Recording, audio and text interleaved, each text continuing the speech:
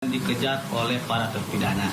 Oke, setelah pelaku ini yang 8 ini diamankan, dibawa ke Polresta Cirebon, di situ digali oleh Satreskrim Polresta Cirebon, sehingga mereka menyampaikan antara lain namanya ini disebutlah sehingga 11 orang.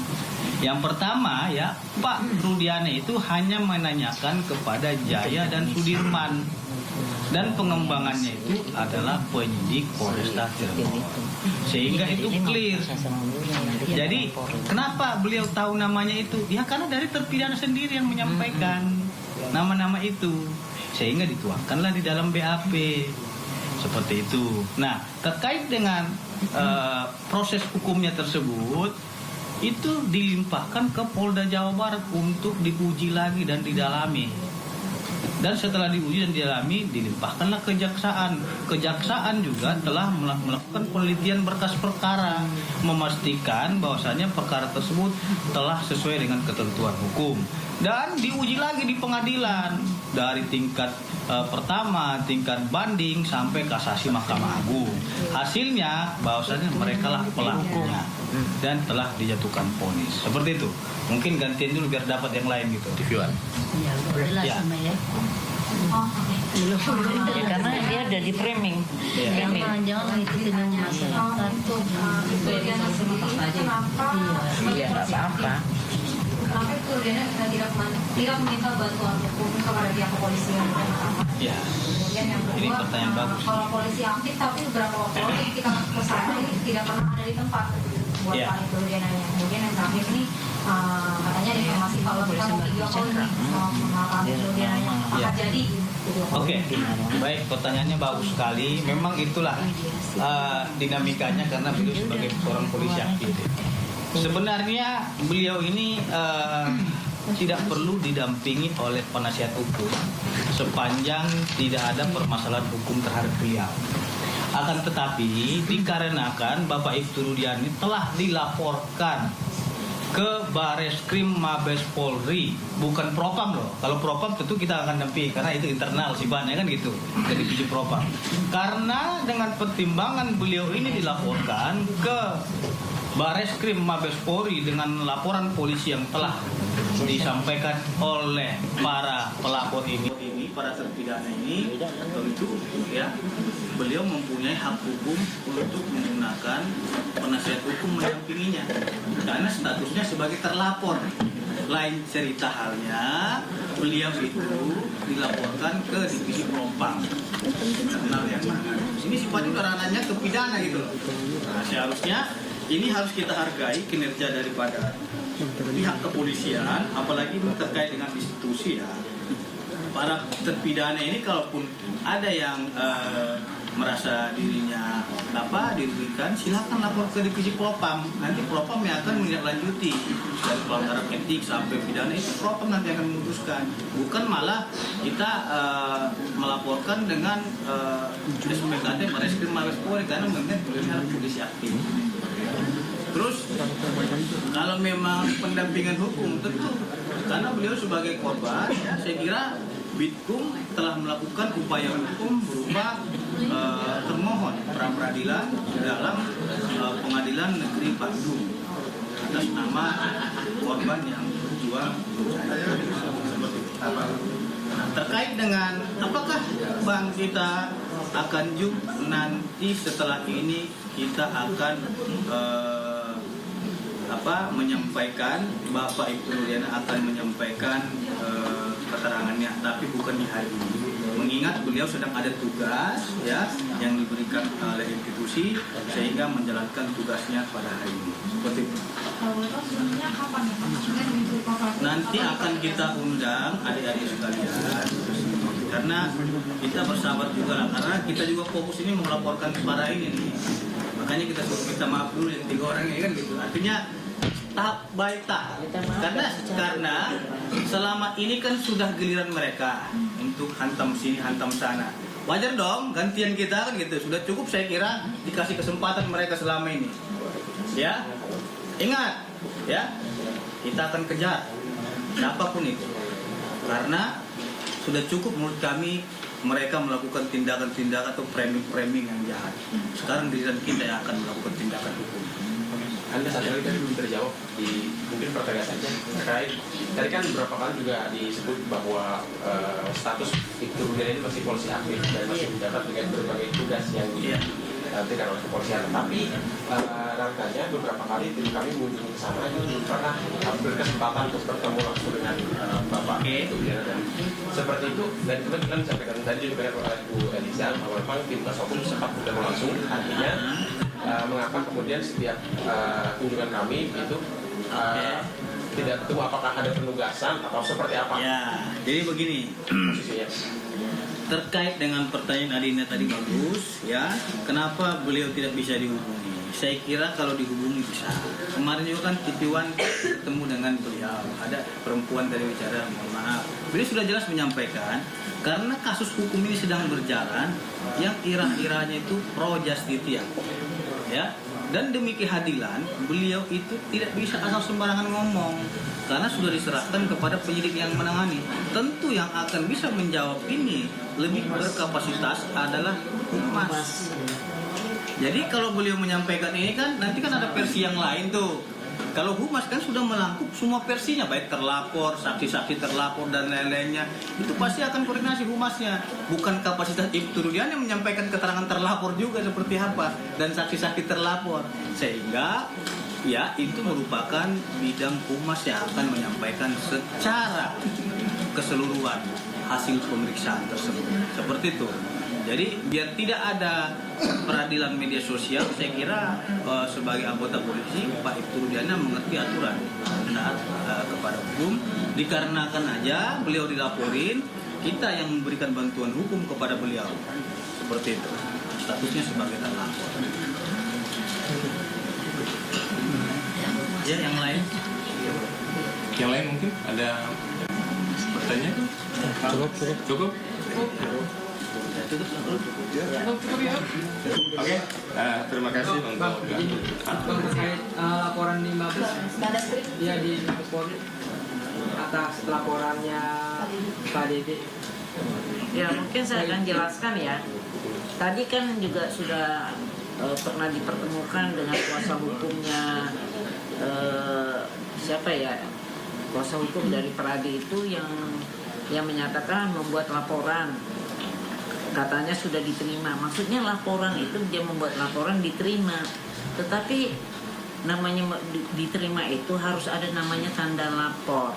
Kalau di Mabes Polri prosedurnya adalah begitu kita melapor, mau melapor tidak diberikan tanda lapor, dikaji dulu, dianalisa dulu paling cepat 1 minggu.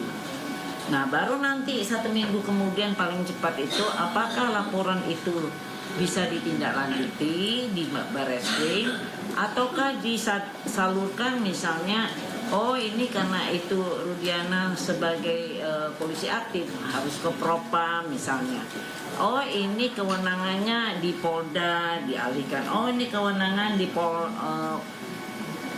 Polres, ini memang kewenangan Barreskrim.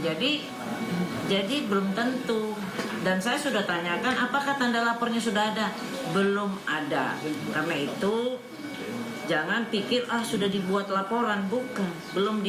Baru memberikan surat melaporkan dengan barang bukti. Tapi apakah sudah jadi tanda lapor? Tanda lapor itu nanti akan ditindaklanjutkan dengan lidik. Dibentuklah tim penyidik, lidik dulu, habis lidik baru penyidikan. Jadi take time lah sampai nanti misalnya sampai persidangan. Nah itu yang mau dijadiin barang bukti sebagai novum, itu mesti sampai punya putusan yang mempunyai kekuatan hukum tetap. Kira-kira ada lagi? Sudah cukup? Dengan hari ini juga ada laporan dari salah satu Rudiana dilakukan ke Barreskrim dan juga Propam terkait meminta menonaktifkan Pak Ibtu Rudiana dari jabatannya. Bagaimana tanggapannya? Ya nggak apa-apa, karena cuma minta-minta doang. Soal berhasil atau tidak kita lihat aja. Jadi saya kira begini, setiap warga negara berhak melakukan upaya hukum. itu tidak bisa kita larang. Artinya jangan juga rekan-rekan sekalian melaporkan tapi tidak ada bukti yang jelas. Ini kan mereka melaporkan agar dipecat dan lain-lain, itu kan dia tidak ada bukti yang jelas terkait hal tersebut. Itu bisa menimbulkan fitnah nantinya. Nah, saya kira ya kita semua menghormati proses hukum yang sedang berjalan ini dan kita tidak terjebak dalam trial by the medsos. Peradilan media sosial saya harapkan jangan dulu netizen ini membuat opini-opini spekulasi yang macam-macam, karena ini banyak banget, ini jahat banget. TikTok luar biasa sekali, sampai foto beliau itu dibuat joget-joget dan lain-lain, itu luar biasa sekali. Itu telah merendahkan orang lain gitu loh. Ini esensi daripada pembelaan kita adalah beliau ini statusnya sebagai korban yang berjuang untuk anaknya dalam mencari keadilan. Pada bulan Mei 2024 yang lalu, kita semua masyarakat Indonesia telah menonton Vina sebelum 7 hari. Semua apa? Semua menyatakan setuju. Cari itu pelakunya. Tangkap itu pelaku gitu. Tapi setelah ditangkap oleh Polda Jawa Barat, semua berbalik, bela terpidana. Bebaskan dia, seperti itu. Saya merasa aneh terkait dengan pemikiran kita semua. Kita di sini mau bela korban atau mau bela terpidana? Jadi janganlah kita pantik persoalan hukum ini dan menghancurkan harkat martabat nasib keluarga Ibtu Rudiana. Beliau sudah sedih kehilangan anaknya. Beliau sudah terpukul kehilangan putranya. Keluarganya bersedih setiap hari dengan perundungan, bulian dan lain-lain netizen. Selama ini beliau diam. Apakah kita tega menghujat korban, menghujat orang yang sudah mati, menghakimi orang yang sudah mati? Keadilan bagi orang mati hanyalah ada di surga. Jadi masyarakat Indonesia, tolonglah jangan menghakimi korban. Ini sudah menjadi peradilan media sosial. Kenapa kita semua berubah pola pikirnya? Esensi yang pertama itu sudah tepat, cari pelaku gitu. Kita dukung Polda, tapi esensinya berubah setelah ada beberapa terduga pelaku diamankan, sehingga sekarang terpidana harus dibebaskan. Silakan saja melakukan upaya hukum peninjauan kembali, kita tidak larang itu, karena itu negara memberikan ruang kepada para terpidana untuk melakukan upaya hukum. Dan tolong diingat, mereka para terpidana telah mengajukan gerasi yang artinya mengakui perbuatannya kepada Presiden dan seluruh masyarakat Indonesia. Jangan patahkan semangat Bapak Ibtu Rudiana dalam mencari keadilan. Jangan goyahkan semangat keluarganya dalam mencari keadilan. Tidak ada keraguan sedikit pun per hati dalam membela korban di sini. Terima kasih. Wabillahi taufiq wal hidayah. Assalamualaikum warahmatullahi wabarakatuh. Terima kasih. Tanggapannya terkait besok itu Barreskrim Polri akan melakukan gelar perkara ulang kasus pembunuhan Vina ini. Itu saya tadi luruskan ya. Istilahnya bukan gelar perkara, karena belum ada perkara, belum ada LP. Jadi istilahnya menganalisa laporannya. Jadi saya kata-kata gelar perkara seolah-olah laporan itu sudah ada, sudah diterima. Yang diterima itu suratnya sayang, tapi belum ada LP-nya. Jadi nggak ada gelar perkara, tetapi yang ada menganalisa laporannya dumas gitu-gitu loh. Nanti baru diambil kesimpulan apakah laporan itu layak dibikin LP atau dipegang Bareskrim atau dipindahkan dialihkan ke Propam atau di Polda atau di Polres begitu atau di Bareskrim sendiri. Jadi jangan bikin suatu kata-kata orang bilang waduh enggak, berarti laporannya udah diterima ya. Enggak. Karena LP-nya saya sudah fix sampai hari ini. Belum ada LP-nya. Ya, tegas ya. Oke rekan-rekan, cukup ya? Cukup ya.